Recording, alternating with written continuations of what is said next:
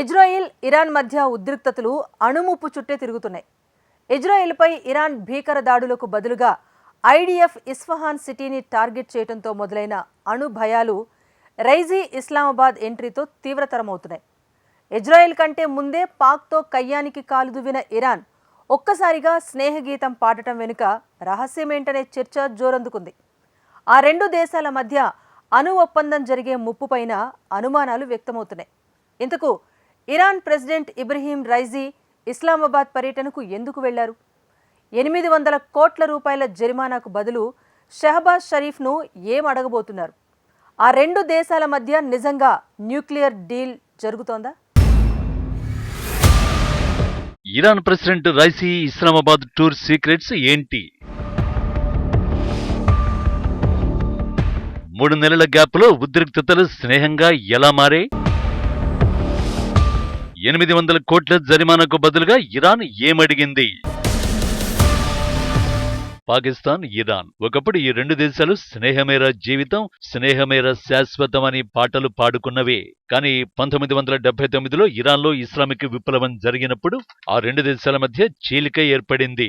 ఆ తర్వాత ఆఫ్ఘన్ జిహాద్ సమయంలో పాకిస్తాన్ సౌదీ ప్రేరణతో వహాబీ ఇస్లాం వైపు మొగ్గు చూపింది. ఇక్కడి నుంచే ఇరు దేశాల మధ్య అపార్థాలు పెరగడం మొదలైంది. పాకిస్తాన్ జనాభాలో అధిక శాతంలో సున్నీ ముస్లింలు ఉన్నారు. ఇరాన్లో షియాల సంఖ్య అధికం. కొన్ని శతాబ్దాల క్రితం ఇస్లాం స్థాపకుడు ప్రవక్త మహమ్మద్ని షియాలు హత్య చేసిన కారణంగా షియా సున్నీ ముస్లింల మధ్య వివాదం మొదలైంది. అయితే 2023లో పాకిస్తాన్ ఆర్మీ చీఫ్ ఆసిమ్ మునీర్ ఇరాన్లో పర్యటించడంతో ఇరు దేశాల మధ్య సంబంధాలు మెరుగుపడ్డాయి. అలా దశాబ్దాల షియా సున్నీల వివాదాలు ఓ కొలిక్కి వచ్చిన ఉగ్రవాదం విషయంలో మాత్రం పాకిస్తాన్ నుంచి ఇరాన్ ఆశించింది జరగలేదు. జైష్ అల్ అదిల్ ఇరాన్, పాకిస్తాన్ మధ్య చిచ్చుపెట్టిన ఉగ్ర సంస్థ ఇదే. పాకిస్తాన్ కేంద్రంగా పనిచేస్తూ ఇరాన్లోని సిస్తాన్, బలూచిస్తాన్లో కార్యకలాపాలు నిర్వహిస్తోంది. 2013 నుంచి జైష్ అల్ అదిల్ ఇరాన్ సరిహద్దులోని పోలీసులు, మిలిటరీ సిబ్బంది లక్ష్యంగా దాడులకు పాల్పడింది. 2013 అక్టోబర్లో 14 మంది ఇరాన్ సరిహద్దు సిబ్బందిని హత్య చేసింది. 2019లో Iran paramilitary group Islamic revolutionary guard corps పై ఆత్మాహుతి దాడికి పాల్పడింది.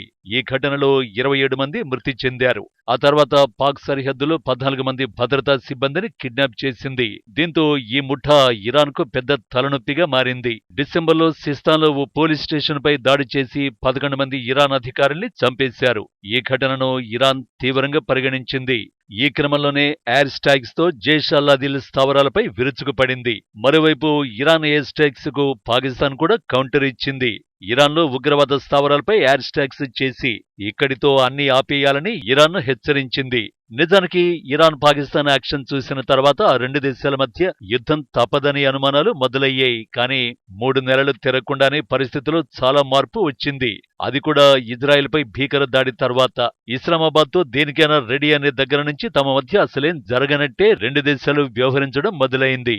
పశ్చిమాసియాలో ఉద్రిక్తతలు పీక్స్కు చేరుకున్న వేళ ఇబ్రహీం రైసీ ఇస్లామాబాద్ పర్యటనకు వస్తానని ప్రకటించారు. చెప్పినట్టే ఈ నెల 22న పాక్ రాజధానిలో వాలిపోయారు. ఇబ్రహీం రైసీ, షహబాజ్ షరీఫ్ మధ్య కీలక చర్చలు జరిగాయి. ఉగ్రవాదాన్ని నిర్మూలించడానికి సంయుక్తంగా చర్యలు చేపట్టాలని పాక్, ఇరాన్ నిర్ణయించుకున్నాయి. రాజకీయ, ఆర్థిక, వాణిజ్య, సాంస్కృతిక పరమైన సంబంధాలను పెంపొందించుకునే చర్యలపై సమాలోచనలు చేశారు. 8 ఒప్పంద పత్రాలపై ఇరు దేశాల మధ్య సంతకాలు జరిగాయి. ద్వైపాక్షిక వాణిజ్యం $1000 కోట్ల చేర్చాలి అనేది వీటిలో ఒకటి. కానీ ఇబ్రహీం రైసీ పర్యటనపై అసలు అనుమానాలు మాత్రం అలానే ఉండిపోయాయి. పాకిస్తాన్, ఇరాన్ మధ్య పైప్ లైన్ ప్రాజెక్టు పంచాయతీ ఒకటుంది. ఈ ప్రాజెక్టు 2024లో పూర్తి చేయాలి. కానీ ఆర్థిక సంక్షోభంతో పాక్ ఆ పని చేయలేకపోయింది. దీంతో ఇరాన్కు $18 బిలియన్ జరిమానా చెల్లించాల్సిన పరిస్థితులు ఇస్లామాబాద్కు ఎదురయ్యాయి. ఈ విషయంలో గట్టెక్కేందుకు పాకిస్తాన్ సర్కార్ చేస్తున్న ప్రయత్నాలు ఫలితాన్ని ఇవ్వడం లేదు. ఈ ప్రాజెక్టు విషయంలో మద్దతు ఇవ్వాలని అమెరికాను కోరినా అందుకు అగ్రరాజ్యం ససేమిరా అనడంతో ఇస్లామాబాద్ చిక్కుల్లో పడింది. ఓవైపు ఎయిర్ స్ట్రైక్స్ ఉద్రిక్తతలతో ఇరాన్ యాక్షన్ మార్చడం, మరోవైపు పైప్లైన్ ప్రాజెక్టు గడువు దగ్గర పడటంతో ఎటూ పాలుపోని పరిస్థితుల్లో ఉంది పాకిస్తాన్. ఇలాంటి సమయంలో ఇబ్రహీం రైసీ పాకిస్తాన్లో పర్యటించడం అంటే షరీఫ్ ప్రభుత్వాన్ని ఇరుకొని పెట్టడమే అనే చర్చ జరిగింది. ఈ పర్యటనలో $18 బిలియన్ చెల్లించడం, లేదంటే నగదుకు బదులుగా ఇరాన్ అడిగింది ఇవ్వడం, ఈ రెండు ఆప్షన్లలో ఏదో ఒకటి ఎంచుకోవలసిన పరిస్థితులు పాకిస్తాన్కు ఎదురవచ్చని అంతర్జాతీయ విశ్లేషకులు అభిప్రాయపడ్డారు. పాకిస్తాన్ను ఇరాన్ ప్రెసిడెంట్ అణ్వాయుధాల విషయంలో సాయం కోరుతారనేది వారి అనుమానం. నిజానికి 1980ల ప్రారంభంలోనే ఇరాన్, పాకిస్తాన్ సంయుక్తంగా అణుబాంబు అభివృద్ధి కోసం శ్రమించాయి. ఆ సమయంలో ఇరాన్ అణు కార్యక్రమానికి జర్మనీ, స్విట్జర్లాండ్లోని కొన్ని సంస్థలు డబ్బుకు కక్కుర్తిపడి సహకరించాయి. అణ్వాయుధ తయారీలో పాక్ వేగాన్ని కొంత అడ్డుకునేందుకు అమెరికా, జర్మనీ, స్విస్ ప్రభుత్వాల సాయం కోరింది.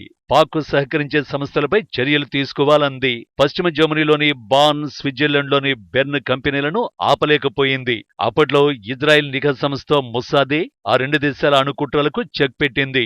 ఈ క్రమంలోనే ఇబ్రహీం రైసీ పాకిస్తాన్ పర్యటనపై మరోసారి అవే అనుమానాలు వ్యక్తమయ్యాయి. ప్రస్తుత పర్యటనలోనూ అలాంటి కుట్రలే జరిగి ఉండొచ్చనే చర్చ కూడా జరుగుతోంది. చూస్తుంటే మరోసారి మొసాద్ ఆ రెండు దేశాల విషయంలో అలర్ట్ అవ్వాల్సిన అవసరం కనిపిస్తోంది.